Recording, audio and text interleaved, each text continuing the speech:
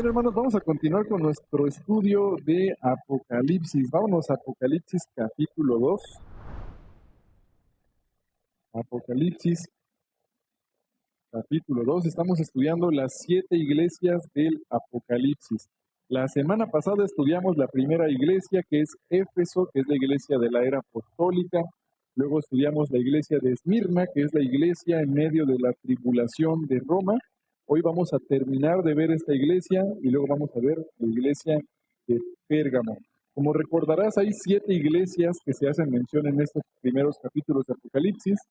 La iglesia de Éfeso, que representa la era apostólica del 33 al 64, la iglesia de Esmirna, periodo de la persecución, 64 al 313, Pérgamo, era del patrocinio oficial, que vamos a ver hoy, que es cuando Constantino dice ahora que en el Imperio Romano la iglesia cristiana es la iglesia oficial del imperio, y vamos a ver cómo afectó a la iglesia esto. Luego la iglesia de Tiátira, que es la Edad Media, Sardis, la era de la Reforma, Filadelfia, la era misionera, y la Odisea, que es el periodo moderno hasta el regreso del Señor, hasta el momento del rapto. Entonces, vamos a ver hoy, vamos a continuar terminando la iglesia de Esmirna. Vámonos entonces aquí a Apocalipsis capítulo 2. Vamos a ver del versículo 8 al 11. Vamos a leerlo una vez más. Apocalipsis 2 del 8 al 11. Dice: y escribe el ángel de la iglesia en Esmirna, el primero y el postrero, el que estuvo muerto y vivió, dice esto: yo conozco tus obras y tu tribulación y tu pobreza, pero tú eres rico, y la blasfemia de los que se dicen ser judíos y no lo son, sino sinagoga de Satanás. No temas en nada lo que vas a padecer. He aquí, el diablo echará a algunos de vosotros en la cárcel para que seáis probados, y tendréis tribulación por 10 días. Sé fiel hasta la muerte y yo te daré la corona de la vida.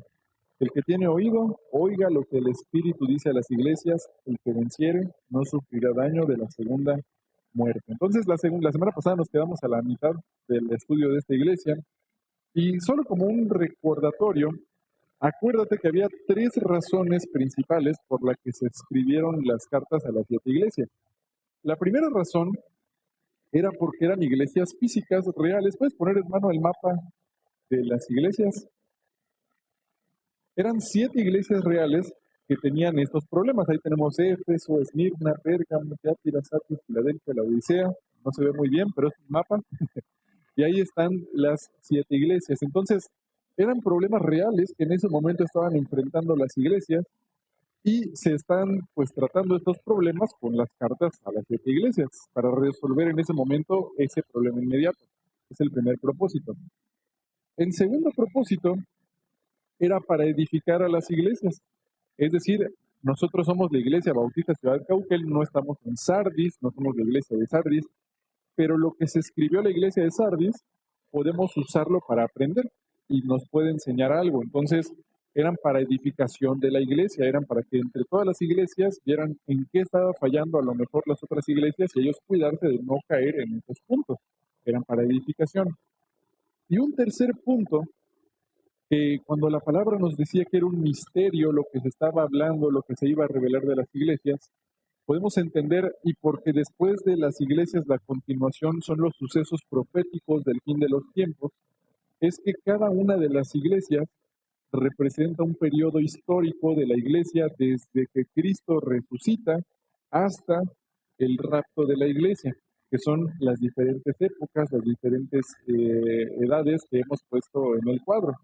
Entonces, solo para recordar que mientras hacemos el estudio, vamos a estar saltando entre algunos de estos 3 puntos. Vamos a estar hablando de lo que literalmente sucedió físicamente en la iglesia, luego cómo puede ser enseñanza para nosotros y cómo se aplica en la edad de las iglesias. Ahora, vámonos a regresar a Apocalipsis 2:8. Vamos a seguir estudiando Esmirna, donde nos quedamos. Eh, Al principio siempre el Señor se presenta, ¿te acuerdas?, con una característica para mostrar cómo se está presentando a esta iglesia. Empieza en el 8, dice: escribe el ángel de la iglesia en Esmirna, el primero y el postrero, el que estuvo muerto y vivió, dice esto. Vimos la semana pasada el Señor se presenta a la iglesia de una forma empática. Él dice, yo sé por lo que están pasando, porque yo estuve muerto y ahora vivo. Yo pasé por tribulación, por esa angustia, y ahora vivo. Yo conozco tu sufrimiento. ¿Será que el Señor conoce nuestro sufrimiento? Dice la Biblia, Él no está lejos de nosotros. Él sabe por lo que estamos pasando. A lo mejor imagínate, ¿quién es el hombre más rico de México? Pues Carlos Slim, ¿no? Creo. No sé si ya lo rebasaron, pero bueno, es rico.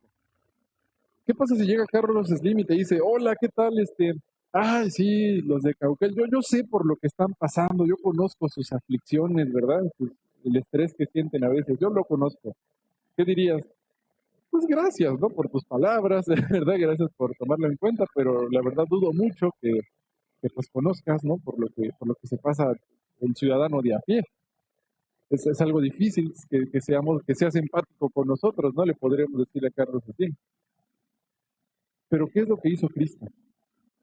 Él vino a este mundo siendo Dios y padeció como nosotros, y padeció hambre, y padeció dolor, y padeció persecución, y padeció la muerte,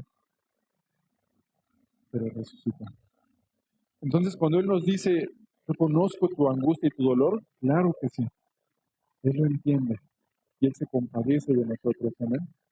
Entonces, así se acerca a esta iglesia, le dice, yo conozco tu dolor, yo soy el que estuve muerto, pero viví, porque vencí a la muerte, pero yo sé por lo que estás pasando. Entonces le dicen, el que dice, el primero y el postrero, el que estuvo muerto y vivió, dice esto, yo conozco tus obras y tu tribulación y tu pobreza, pero tú eres rico. Ellos hablábamos de que posiblemente en la tribulación, en la persecución de los romanos, pues les quitaban todo, sus casas, sus terrenos, animales, los dejaban sin nada y tenían que escapar. Y les dice el Señor, pero tú eres rico, porque tu riqueza no son las cosas de esta tierra que se quedan aquí. Tienes un tesoro en los cielos, un tesoro eterno. Dice, eres rico. Dice, y la blasfemia de los que se dicen ser judíos y no lo son, sino sinagoga de Satanás. Y bueno, ahí nos quedamos la semana pasada. ¿Quiénes son estas sinagogas de Satanás? Bueno, hay diferentes posturas al respecto. Una, que yo creo que es la más correcta, es que se está hablando de judíos. Solamente que qué pasaba con los judíos. Los judíos habían rechazado a Cristo. ¿Te acuerdas cuando Jesús está hablando con los judíos y con los fariseos y les dicen, ustedes son de vuestro padre, el diablo? ¿Te acuerdas? Porque su padre, el diablo, él ha sido asesino desde el principio y los deseos de su padre ustedes quieren hacer. Decía el Señor Jesús, me quieren matar a mí. Ustedes son de su padre, el diablo. Y aunque ellos son judíos, al rechazar a Jesús, al crucificarlo, en realidad, pues ellos eran pues, sinagoga de Satanás, porque el mismo Señor Jesús les dijo, ustedes son de vuestro padre, el diablo. Entonces, posiblemente, ahora hablando de a qué se refería directamente en esta iglesia, es probable que había judíos que se introducían a esta iglesia y los hacían judaizar. Les decían, tienen que regresar a guardar la ley y a guardar las ceremonias judías. Y entonces era una lucha que tenían muchas de las iglesias de los primeros días. Y en Esmirna, bueno, pues al parecer era pues un problema similar que padecían de mano de los judíos. Luego dice, versículo 10, no temas en nada lo que vas a padecer. No temas en nada lo que vas a padecer. ¿Por qué es lo importante de esta frase? Imagínate que tienes una deuda en el banco, no sé, una deuda altísima, ¿no? De 300,000 pesos y ya la tienes que pagar esta semana y ¿qué voy a hacer? Y entonces llegas conmigo y me dices, oye, pastor, pues tengo este problema y te digo, no temas nada. No, pues muchas gracias por tus palabras, ¿verdad? Pero pues ahí sigue la deuda, o sea, no, no me ayuda de mucho, ¿verdad? Ahora imagínate que pues estás pensando así qué vas a hacer y entonces te vas al súper y conoces a una persona que a lo mejor te iba a tropezar tu hijo y lo ayudas y lo levantas y, ay, mira, aquí está tu hijo, ya no le pasó nada. Ay, muchas gracias. Y empiezan a platicar y resulta que le empiezas a contar el problema que tienes económico y te dice, ah, mira, yo soy el gerente general de Bancomer en México. Gracias por ayudarme con mi hijo. Tienes esta deuda, mira, no temas nada. ¿Qué dirías? Oye, pero fue el mismo consejo, ¿qué es lo que varió en un lado y en otro? El que lo está diciendo. Ahora, ¿yo qué poder tengo para reducir tu deuda? La puedo hacer más grande, ¿verdad? Pero yo no la puedo reducir. Yo no tengo ninguna autoridad para reducirla. Ahora, ¿el dueño de Bancomer podrá hacer algo? ¿O sí? Pues tiene la autoridad a lo mejor para reducir tu deuda. Ahora, ¿quién es el que está dándole el consejo aquí a la iglesia? Es el Dios Todopoderoso. Es el Rey de Reyes. Es el Príncipe de Paz. Es Dios humanado, Dios encarnado, que murió y resucitó, que venció la muerte. Y ese Dios Todopoderoso le dice a la iglesia, no temas en nada lo que vas a padecer. ¿Qué es lo que cambia todo? ¿Quién lo está diciendo? Y Dios mismo te está diciendo, no temas nada de lo que vas a padecer. Es el aliento que viene de parte del Señor. No temas lo que vas a padecer. ¿Iban a padecer? Sí, pero el Señor les aliento y les dice, he aquí el diablo echará a algunos de vosotros en la cárcel para que seáis probados y tendréis tribulación por 10 días. Lo que les está diciendo es, sí van a padecer tribulación, pero les dice, va a durar 10 días. Ahora, otra vez, si nos vamos al primer propósito de forma literal, pues es probable que le estaba diciendo a esta iglesia y en Esmirna que su persecución pues iba a durar 10 días. A lo mejor después de los 10 días se acabó. Ah, mira, pues sí, ya nos dejaron de perseguir y qué bueno. Ahora, espiritualmente, a la iglesia que está siendo perseguida, lo que les está diciendo es que tiene un fin. Tu persecución no va a ser para siempre. Tiene un límite que yo voy a establecer para esa persecución. Entonces les está diciendo, yo estoy en control. No temas lo que va a pasar, porque sí te pueden perseguir, pero yo estoy en control y le voy a establecer un límite. Y le dice todavía, sé fiel hasta cuándo? Hasta la muerte. ¿Podía ser que iban a morir? Sí. Hubo muchos hermanos que murieron en esa época. Como les decía la semana pasada, hay historiadores que narran cómo calzadas, avenidas que llevaban hacia Roma, de noche las iluminaban con cruces que crucificaban a cristianos y les prendían fuego en la noche mientras estaban vivos para iluminar los caminos a Roma. La persecución de Nerón, una persecución que no se ha visto una igual. Y padecieron mucho, pero ¿qué les dice el Señor? Sé fiel hasta la muerte y yo te daré la corona de la vida. Decía Pablo, porque para mí el vivir es Cristo y el morir es ganancia. Sé firme, sé fiel, tienes un tesoro en el cielo, tienes una herencia. Esta tierra va a pasar, pero tenemos algo más grande en el cielo. Y esa es la esperanza que les dice a ellos. Ahora, hay hermanos que hoy en día están padeciendo esa persecución. En Nigeria, miles de cristianos han sido asesinados, perseguidos en otras partes del mundo por el simple hecho de ser cristianos. Hoy, ahorita, por ser cristianos, los persiguen y los matan y les quitan todo. Y hay hermanos que, pues imagínate, en medio de esa persecución, se mantenían fieles. Imagínate los hermanos que estaban en esta época, en esta iglesia, que sabían que si se reunían los podían perseguir, los podían buscar para matarlos. ¿Y qué decisión hacían? Se seguían reuniendo. Imagínate que hoy en día dice el gobierno de México, bueno, pues ahora si encontramos a los cristianos los vamos a perseguir para matarlos. ¿Nos seguiríamos reuniendo? Es donde se encontraban estos hermanos.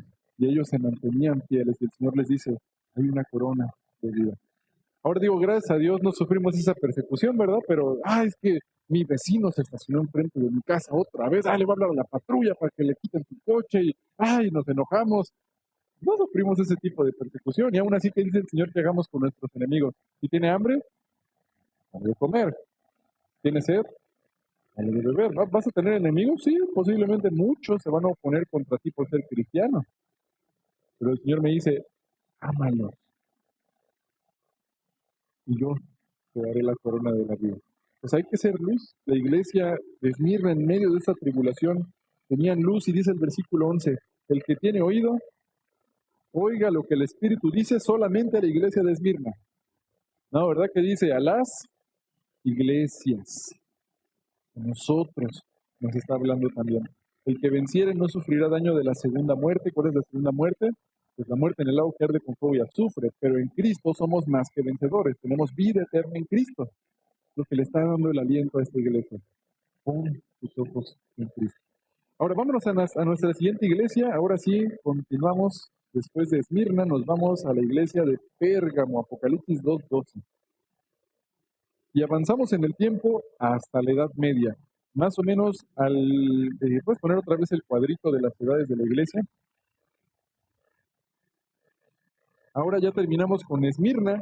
Terminó del 64 al 313, que es cuando se hace con Constantino el establecimiento de la iglesia cristiana como la iglesia oficial del Imperio Romano. Y ahora en Pérgamo es la era del patrocinio oficial. ¿Qué quiere decir esto? Es la época cuando en Roma la iglesia oficial es el cristianismo. Del 313 al 606, que es la caída del Imperio Romano. Ahora, vamos a ver qué nos dice la Biblia de esta iglesia en Pérgamo. Apocalipsis 2, del 12 al 17, vamos a leerlo, dice: Y escribe el ángel de la iglesia en Pérgamo, el que tiene la espada aguda de 2 filos, dice esto: Yo conozco tus obras y dónde moras, donde está el trono de Satanás, pero retienes mi nombre y no has negado mi fe, ni aun en los días que Antipas, mi testigo fiel, fue muerto entre vosotros, donde mora Satanás. Pero tengo unas pocas cosas contra ti, que tienes ahí a los que retienen la doctrina de Balaam, que enseñaba a Balac a poner tropiezo ante los hijos de Israel, a comer de cosas sacrificadas a los ídolos, a cometer fornicación. Y también tienes a los que retienen la doctrina de los nicolaitas, la que yo aborrezco. Por tanto, arrepiéntete, pues si no, vendré a ti pronto y pelearé contra ellos con la espada de mi boca. El que tiene oído, oiga lo que el Espíritu dice a las iglesias. El que venciere daré a comer del maná escondido, y le daré una piedrecita blanca, y en la piedrecita escrito un nombre nuevo, el cual ninguno conoce sino aquel que lo recibe. ¿Quién sabe qué leímos, verdad? Vamos a analizarlo, vamos a estudiar qué significa esta carta, qué es lo que le está diciendo a esta iglesia. Pues vamos a ver, Pérgamo. Como contexto, la iglesia de Pérgamo, la física, estaba en la ciudad de Pérgamo, y en su acrópolis había un templo especial dedicado a Zeus, en el punto más alto de la ciudad, y un templo a Atenea. También Pérgamo fue la primera ciudad de Asia donde se sostuvo el culto imperial, donde se decía que el César era un dios y se le adoraba a César como a Dios. Ahí empezó, en Pérgamo. Entonces, muchas veces a este lugar donde estaba el templo de Zeus y donde estaba el templo para el César, era lo que se llamaba el trono de Satanás en esa época, así le llamaban los cristianos. Entonces, nada más para tener este contexto. Bueno, Satanás siempre quiere perseguir a la iglesia para destruirla. En la iglesia apostólica, pues Satanás buscó perseguir a Cristo para matarlo, y buscó desanimar a los apóstoles. ¿Te acuerdas de Pedro que huye y todos empiezan a esconderse? Pero luego el Señor les da aliento, les da ánimo, y pues continuó creciendo la iglesia. Cuando no pudo detener Satanás la iglesia de esta manera, siguió con la tribulación. Pues llega Nerón y empieza a hacer una persecución muy cruel de la iglesia de Cristo. Y a pesar de los esfuerzos de Satanás, en medio de la tribulación, la iglesia se fortalecía y crecía y se hacía más fuerte. Entonces Satanás cambia de estrategia. Después de esto, Satanás busca corromper la iglesia. Ahora, ¿cuál es la nueva estrategia? En vez de matar a los cristianos, me voy a introducir en las iglesias para corromperlas. ¿Qué hizo la iglesia? ¿Qué hizo el Imperio Romano? Dijo, bueno, mira, imagínate que estamos aquí en la iglesia de Cauquel.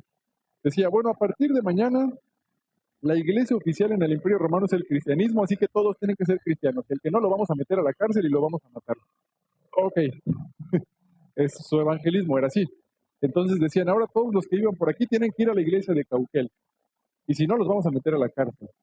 Pues imagínate, ¿tú crees que se llenaría la iglesia, verdad? Si, si el gobierno emite esa orden, se llenan las iglesias. Pero además dice el gobierno, pero ¿sabes qué? Ese pastor que tienen en la iglesia no me gusta porque no enseña cosas que van de acuerdo a lo que creemos los romanos, así que yo voy a decidir qué pastor poner. Y eso hizo el Imperio Romano. Escogía a los líderes, escogía a los pastores y obligaba a todos los ciudadanos a ir a la iglesia. Entonces, ¿cómo crees que le iba a ir a una iglesia así? ¿Iba a estar espiritualmente fuerte? ¿O iba a ser pura superficialidad? Y esto le empezó a pasar a la iglesia. Bajo Constantino, el cristianismo se popularizó. Fue una religión que se basó en la superficialidad y la ceremonia reemplazó la experiencia personal con Dios. Todo se empezó a hacer muy ceremonial, muchas ceremonias, pero ya no había una relación personal con Dios. Empezó a afectar a la iglesia de esta manera. Entonces, hay que tener algo claro. ¿A quién se le están escribiendo las cartas? A las iglesias. Ahora, ¿qué es una iglesia? No es el edificio, ¿verdad? Pues, le llamamos iglesias, pero esto es un edificio donde se reúne la iglesia. ¿Quién es la iglesia? Los creyentes. Si nosotros como creyentes nos juntamos ahora enfrente del parque de Aurrerá, ¿dónde va a estar la iglesia bautista Ciudad Cauquel? Allá enfrente de Aurrerá, porque somos nosotros la iglesia. La iglesia está constituida por cristianos. ¿Qué pasa si llenamos un edificio con no creyentes? ¿Será la iglesia? No es iglesia. Estas cartas se le escriben a la iglesia. Entonces, a veces se piensa que se le está escribiendo a la iglesia católica, apostólica y romana esta carta, pero ¿qué es lo que pasaba? Cuando empezó pues esta transformación de las iglesias y empezó a meter sus manos el Imperio Romano, los cristianos se fueron y empezaron otras obras, clandestinamente, en catacumbas. Empezó a continuar la iglesia. Y a ellos es a quienes se escribe esta carta, porque son la iglesia de Cristo. Lo que sucedió fue que parte de esta enseñanza empezó a permearse adentro de las iglesias. Empezó a entrar un poco de estas enseñanzas y es lo que el Señor está hablándoles. Y vamos a seguir leyendo. ¿Cómo se presenta el Señor? Primer versículo, ¿te acuerdas que se presenta siempre con una característica para hablarle a la iglesia? Versículo 12. Y escribe el ángel de la iglesia en Pérgamo, el que tiene la espada aguda de dos filos, dice esto. ¿Qué es la espada de dos filos? Es la palabra de Dios. Entonces se presenta con la palabra de Dios, con la verdad, para juzgar y para decir la verdad. Entonces se presenta con esta espada de doble filo. ¿Y qué es lo que le pasaba a esta iglesia de Pérgamo? Mira, vamos a ver Marcos 7, del 7 al 8. Una separación si quieres aquí. Y vámonos a Marcos 7, del 7 al 8. Lo que empezó a pasar es que la tradición se empezó a poner por encima de la palabra de Dios. Y las costumbres empezaron a ponerse por encima de la palabra de Dios. Los romanos empezaron a poner sus propias costumbres por encima de la palabra. Y así se empezó a enseñar en las iglesias. Pero ¿qué nos advierte el Señor al respecto? Marcos 7, vamos a ver del 6 al 8. Marcos 7, del 6 al 8. Dice, respondiendo él les dijo, hipócritas, bien profetizó de vosotros Isaías como está escrito. Este pueblo de labios me honra, mas su corazón está ¿qué? Lejos de mí. Pues en vano me honran enseñando como doctrinas mandamientos de hombres. Porque dejando el mandamiento de Dios, os aferráis a la tradición de los hombres, los lavamientos de los jarros y de los vasos de beber, y hacéis otras muchas cosas semejantes. ¿Cuál era el problema? Estaban poniendo las tradiciones por encima de la palabra de Dios. Hay que tener cuidado de que en la iglesia nosotros no pongamos tradiciones por encima de la palabra de Dios. Por ejemplo, tenemos tradiciones y no es que las tradiciones son malas. ¿Cuándo es nuestro servicio de oración? El miércoles. Es una tradición. No, la Biblia no dice que nos reunamos el miércoles, pero nos reunimos el miércoles. Ahora, si cambiamos el servicio de oración y les digo, hermanos, va a ser el jueves el servicio de oración. No, hermanos, eso es pecado. No es pecado. ¿Por qué? Porque es una tradición, ¿verdad? Es una costumbre. La Biblia dice que nos reunamos a orar, pero no dice qué día de la semana, es una costumbre. Hay otras tradiciones, por ejemplo, hay quienes dicen que el hombre pues debe de tener el cabello corto y que si el cabello toca tu oreja, ya estás en pecado, ¿no? Porque no debe de tocar el pelo la oreja del hombre. Ahora, ¿eso dice la Biblia? No lo dice la Biblia. Puede ser una buena costumbre, no estoy diciendo que sea una mala costumbre o buena costumbre, es una costumbre. El problema es cuando lo enseñamos como palabra de Dios, que digo, es pecado que no hagamos esto. Es la Biblia la que tiene la autoridad, no la costumbre, no la tradición. Otra tradición que tenemos es que nos reunimos el domingo. ¿Por qué nos reunimos el domingo? Porque es el día que resucitó el Señor Jesús, el primer día de la semana. Y como costumbre, la iglesia de Cristo se empezó a reunir el primer día de la semana, que es domingo. Oye, pero la Biblia dice que el sábado es el día del Señor. En la ley ceremonial para los judíos, pero nosotros no somos judíos y no nos aplica la ley ceremonial. Entonces, si decimos, ¿saben qué? Pues vamos a tener nuestros servicios el jueves. No, no es pecado porque tiene que ser el domingo. Es una tradición, no es la palabra de Dios.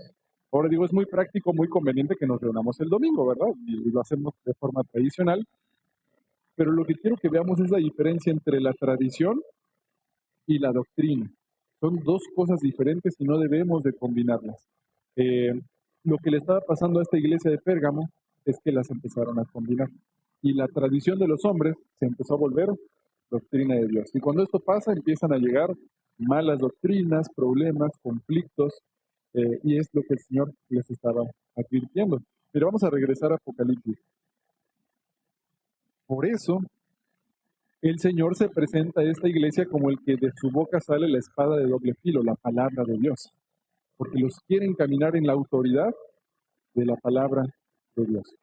Posiblemente en esta iglesia, en la época del Imperio Romano, la iglesia empezó a adquirir algunas de las tradiciones romanas. Posiblemente empezaron a adorar o a poner al mismo nivel a María, al mismo nivel que a Cristo, o empezaron a establecer mucho valor a las fiestas, a los tiempos en que tenían que hacerse las cosas. Y el Señor les dice, no, la palabra de Dios está por encima de la tradición. Vamos a ver Apocalipsis 12:13. ¿Qué es lo que aprueba el Señor de esta iglesia? Dice, yo conozco tus obras y dónde moras, donde está el trono de Satanás, pero retienes mi nombre y no has negado mi fe, ni aun en los días en que Antipas, mi testigo fiel, fue muerto entre vosotros, donde mora Satanás. A pesar de la persecución, lo que sí hacían es que se mantenían fieles, se mantenían firmes, mantenían la fe, mantenían el seguir al Señor a pesar de la tribulación. Versículo 14, pero tengo unas pocas cosas contra ti. Tienes ahí a los que retienen la doctrina de Balaam, que enseñaba a Balac a poner tropiezo ante los hijos de Israel, a comer de cosas sacrificadas a ídolos y a cometer fornicación. Y también tienes a los que retienen la doctrina de los nicolaitas, la que yo aborrezco. Se empezó a infiltrar en la iglesia la inmoralidad, se empezó a infiltrar en la iglesia la idolatría. Cuando se habla de fornicación en la Biblia, espiritualmente hablando, también se utiliza para hablar de la idolatría. Normalmente, por ejemplo, cuando Israel cometía idolatría en el Antiguo Testamento con Baal, con Acera, el Señor decía que estaban siendo adúlteras, que era Israel una adúltera ante Dios por su idolatría. Esto nos da a entender que esta iglesia de Pérgamo posiblemente empezó a meter imágenes dentro de sus iglesias, empezaron a poner a lo mejor imágenes de los santos, imágenes de los apóstoles, y los empezaron a venerar, y es algo que el Señor aquí les está reprendiendo. Pero les dicen que también tenían la doctrina de los nicolaitas. ¿Te acuerdas que lo vimos la semana pasada, los nicolaitas? Tenían libertinaje moral, o sea, empezaba a haber impureza moral dentro de la iglesia. Pero otra cosa que hacían los nicolaitas es que separaban a lo que era el clero o los líderes de la iglesia con el resto de los hermanos que se congregaban en la iglesia. Esta separación de diferencia era lo que hacían los nicolaitas. Entonces, le daban un mayor valor y dignidad a los líderes de la iglesia que al resto de los hermanos. Y el Señor dice, yo aborrezco esto. ¿Por qué? ¿Qué dice el Señor? Mira, vamos a ver 1 de Pedro 1:15. 1 de Pedro 1:15.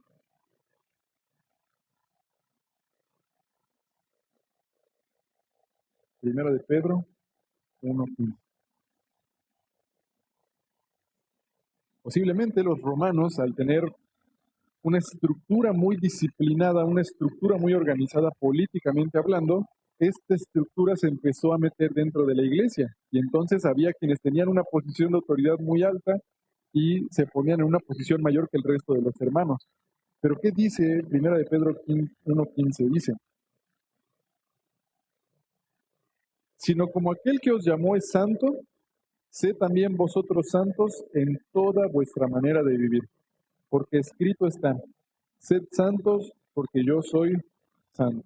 ¿Le está hablando a los líderes o a la congregación? No hace diferencia, ¿ves? Todos somos consiervos de Cristo.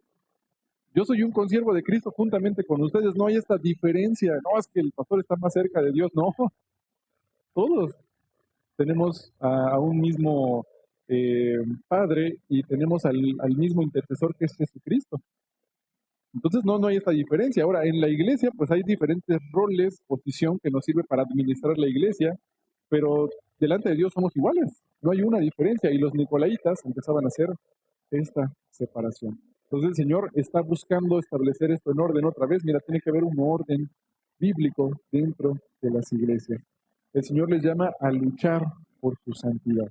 Les llama a luchar por volver a la santidad en el Señor. Mira qué les dice en el versículo 16. ¿Cuál es la exhortación?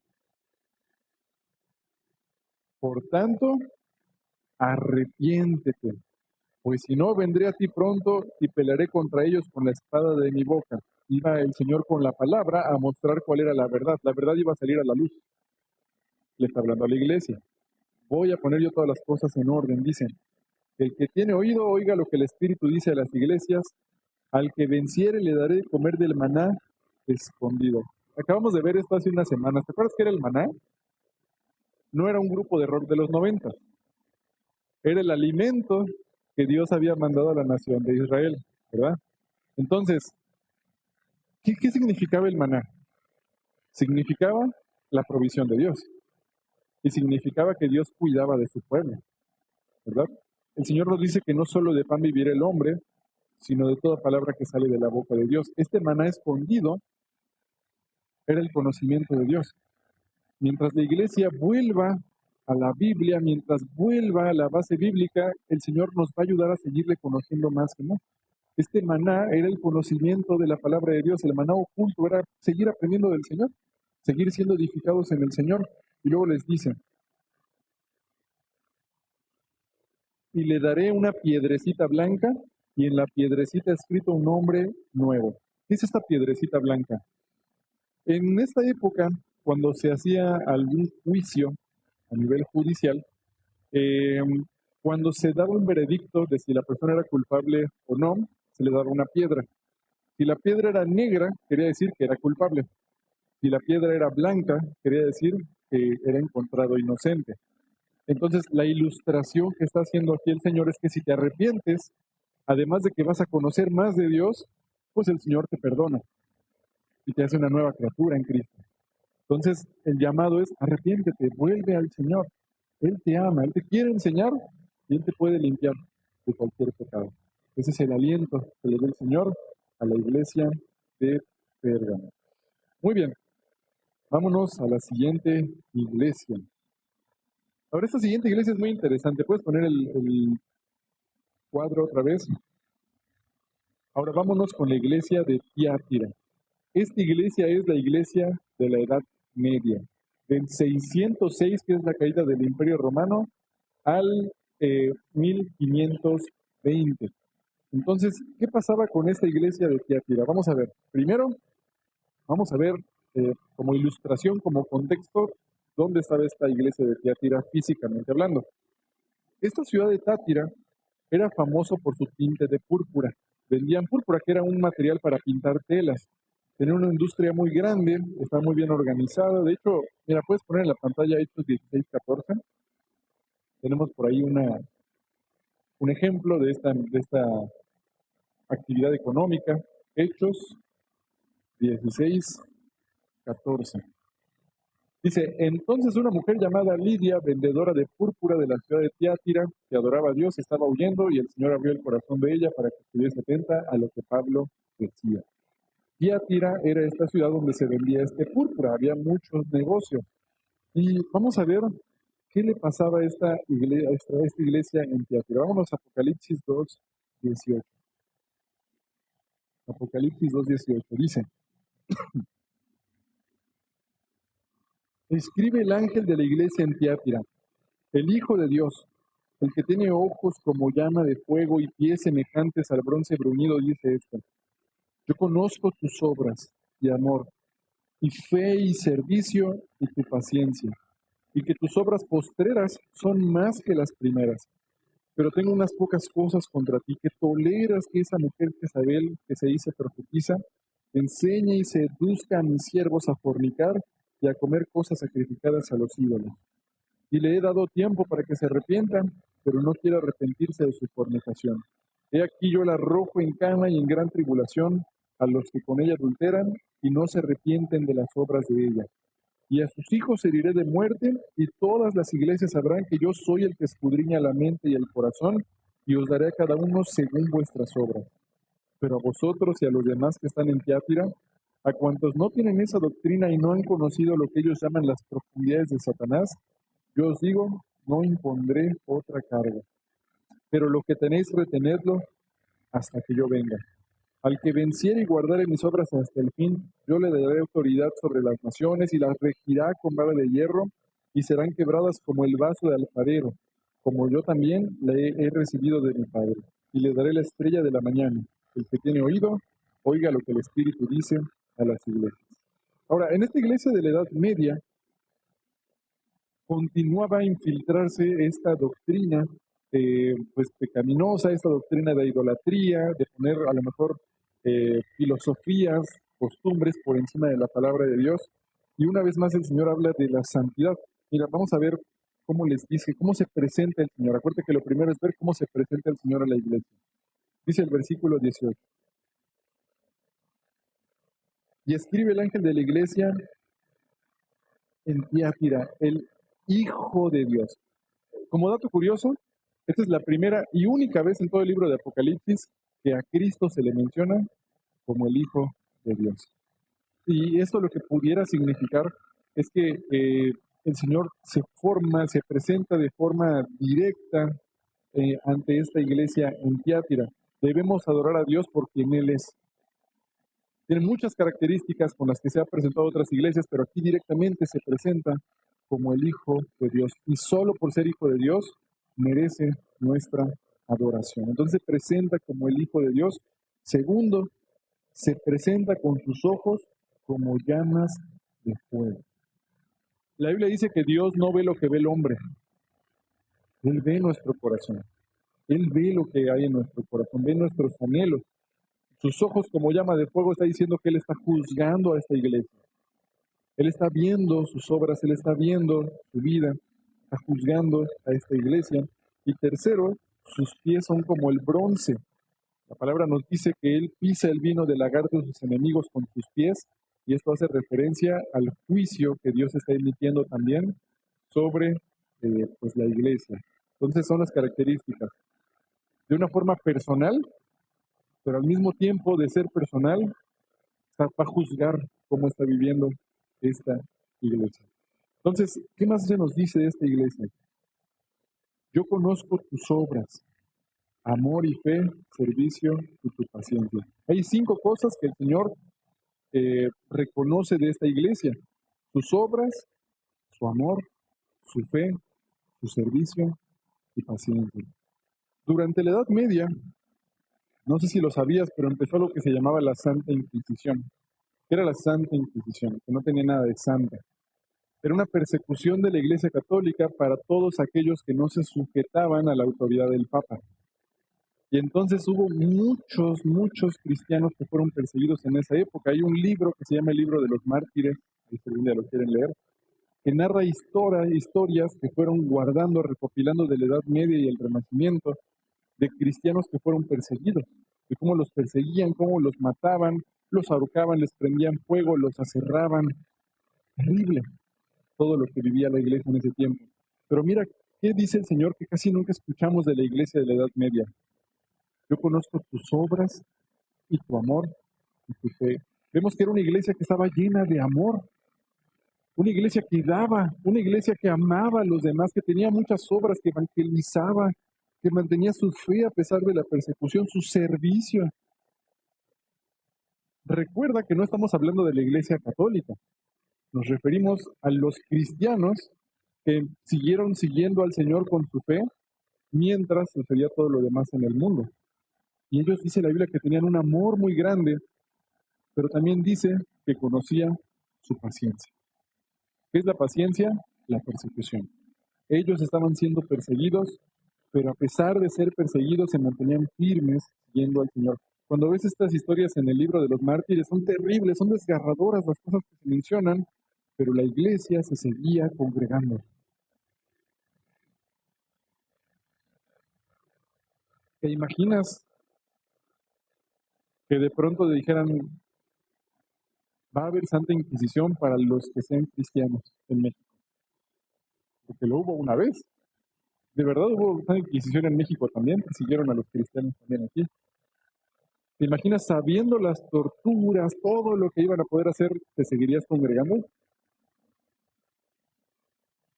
Lo increíble es que la iglesia de Tiátira se siguió congregando y fue fiel. El Señor le reconoce algo tremendo. Y como te digo, a veces no sufrimos tanta persecución aquí. Ay, es que me vio fue el vecino. Ya no me voy a congregar. ¿Verdad? Poquito de persecución y ya dejamos todo. Cuando hay hermanos que contra el dolor, contra la marea y las angustias, fieles, siguiendo al Señor. Qué reconocimiento para esta iglesia en Tiátira. Dice, yo conozco tus obras, amor y fe y servicio y paciencia, y que tus obras postreras son más que las primeras, o sea, sean más cosas todavía que antes. Pero tengo unas pocas cosas contra ti. ¿Cuál era su problema? Que toleras que esa mujer Jezabel, que se dice profetiza, enseñe y seduzca a mis siervos a fornicar y a comer cosas sacrificadas a los ídolos. Ahora, otra vez, de forma literal, de forma física, en la iglesia de Tiátira había una falsa profeta que se llamaba Jezabel. Y al parecer estaba induciendo a que los hermanos cometieran fornicación, inmoralidad sexual y que comieran cosas de los ídolos. Entonces, literalmente eso estaba pasando y lo está corrigiendo el Señor. Ahora, espiritualmente, ¿te acuerdas quién era Jezabel? Era la esposa del rey Acab, que introdujo el culto a Cera dentro de Israel. Y Dios la juzgó por eso de una forma muy grande. Normalmente cuando se habla de adulterio, como les había dicho, en la Biblia se refiere a la idolatría, cuando se habla espiritualmente del adulterio.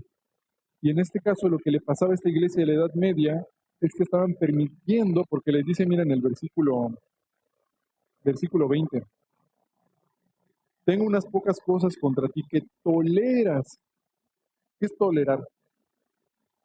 Pues que entre, ¿verdad? Total un poquito, no pasa nada, un poquito de pecado, no pasa nada.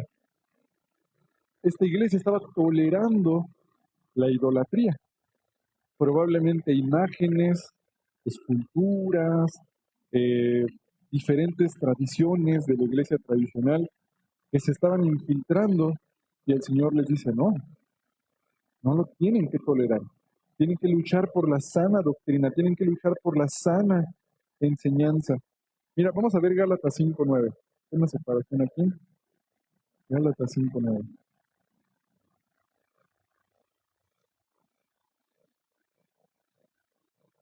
Gálatas 5:9.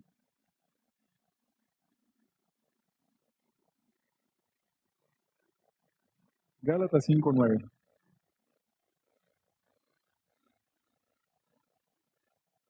Dice, un poco de levadura leuda toda la masa. Este pasaje se usa en dos contextos. Uno es acerca del pecado y habla de que cuando somos tolerantes con el pecado en nuestra vida o en la iglesia, a veces esto puede hacer que el pecado se expanda y crezca y pues vaya siendo piedra de tropiezo para que otros caigan, a eso se refiere. Ahora, otra manera en que se usa es acerca de la mala doctrina, una enseñanza desviada de la palabra de Dios. Cuando entra mala doctrina y no se corrige, lo que pasa es que empieza a hacer que otros empiezan a seguir la mala doctrina y empieza a contaminar a la iglesia. Eso le estaba pasando aquí a la iglesia de Tiátira. Estaban permitiendo, porque toleraban, que entraran estas falsas enseñanzas y empezó a afectarles. Entonces, ¿cuál es la advertencia del Señor? Hay que luchar por la sana doctrina. ¿De dónde viene la sana doctrina? De la palabra de Dios. Viene de YouTube, de TikTok, ¿verdad? De a lo mejor algún pastor famoso en Internet. Ahora, no todo lo que está en Internet es malo, ¿no? Pero Tiene que venir de la palabra de Dios, no de lo que dice alguien más. Entonces, ¿cuál es mi punto con esto? No estoy diciendo quema tu celular y cancela tu cuenta de YouTube. Estoy diciendo tenemos que leer la Biblia por nosotros. Y cuando yo estoy leyendo la Biblia por mi cuenta, voy a poder identificar cuando algo es diferente de lo que dice la Biblia. Hay muy buenas herramientas en Internet y hay muy buenos pastores también que predican en Internet, gloria a Dios. Pero no deben de reemplazar mi estudio personal, porque si no caemos en el problema de Tiátira, donde empiezan a infiltrarse malas enseñanzas, malas doctrinas y me confunden, me desvían y empiezan a afectar a la iglesia. Entonces la advertencia a Tiátira era que se mantuvieran en la sana doctrina. Mira, vamos a volver a Apocalipsis. Apocalipsis 2:21. Y le he dado tiempo para que se arrepienta, pero no quiere arrepentirse de su fornicación, hablando de la idolatría. He aquí yo la arrojo en cama y en gran tribulación a los que con ella adulteran, si no se arrepienten de las obras de ella. Y a sus hijos heriré de muerte, y todas las iglesias sabrán que yo soy el que escudriña la mente y el corazón. ¿Te acuerdas cómo se presentó esta iglesia? Con los ojos de fuego, con los pies bruñidos, a juzgar. Y él en la iglesia de la Edad Media estaba juzgando aquellas iglesias que se apartaban de su verdad. Le está hablando a la iglesia, acuérdate, específicamente, pero él está juzgando. Pero les dice, versículo 24, pero a vosotros y a los demás que están en Tiátira, a cuantos no tienen esa doctrina y no han conocido lo que ellos llaman las profundidades de Satanás, una doctrina real en Tiátira que probablemente se trataba de lo que esta falsa profeta Jezabel estaba induciendo, pero espiritualmente se refiere pues a una doctrina desviada en general. Dice, yo os digo, no os impondré otra carga, pero lo que tenéis, retenedlo hasta que yo venga. Siempre cuando se habla de las iglesias, acuérdate que la iglesia es el cuerpo de Cristo, pero dentro del cuerpo de Cristo pues hay personas individuales, hay iglesias individuales. Aquí se habla de un general, pero dentro del general pues siempre hay un remanente fiel, ¿verdad? Luego lo vamos a ver en la otra semana, aunque la Odisea es una iglesia tibia, nosotros no tenemos por qué ser una iglesia tibia. Y lo mismo era verdad para todas estas iglesias, había un remanente fiel. Y entonces les dice, al que venciere y guardare mis obras hasta el fin, yo le daré autoridad sobre las naciones. Literalmente está diciendo que al final de los tiempos, cuando sea la segunda venida del Señor Jesús, los cristianos, nos dice la Biblia, vamos a reinar con Él. Nos va a dar autoridad para reinar con Él sobre el mundo. Ahora, ¿cómo se va a destruir esta autoridad? Bueno, aparentemente tiene que ver con la fidelidad que hayamos tenido con el Señor. No se trata de condenación eterna o no. Se trata de estos tesoros, de estos premios que el Señor otorga a quienes son fieles a Él.